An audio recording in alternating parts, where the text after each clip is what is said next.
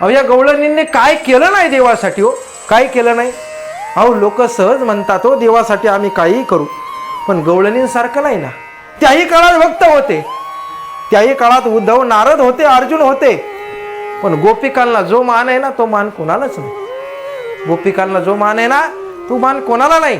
गोपिकांचा विचार करा हो, गोपिकेचं किती प्रेम. महाराज एक दिवस असं म्हणतात कृष्ण परमात्म्याचं डोकं दुखायला लागलं. डोकं दुखायला लागलं म्हटलं अरे डोकं दुखतंय रे नारदा उद्धवा, डोकं दुखायला लागलं, काहीतरी करायला पाहिजे. काय करायचं म्हटले.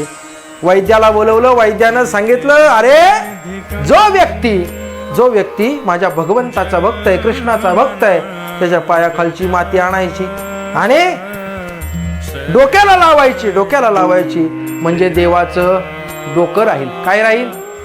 डोकं राहील.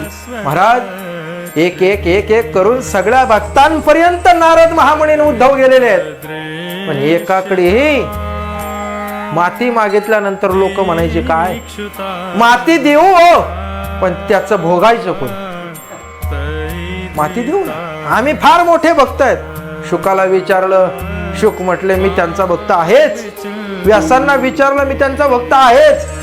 सगळ्यांना विचारलं, ते म्हटले पायाखालची माती दिलच्या डोक्याला लावली, कपाळाला लावली तर काय होईल?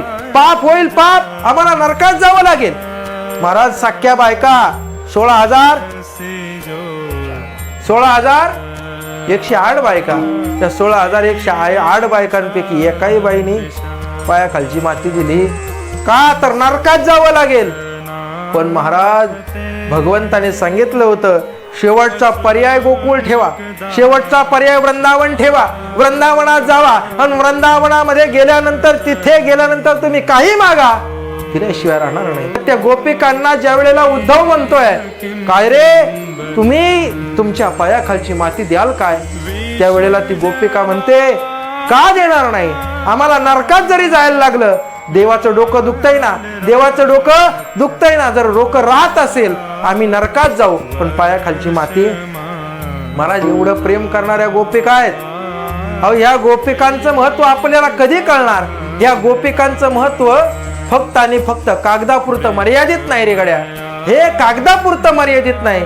भगवंतानं स्वतःच्या प्रेमानं लिहिलेलं ते गीत आहे, प्रेमाने लिहिलेलं गवळणींची कथा आहे. म्हणून आपण ते ऐकलं पाहिजे.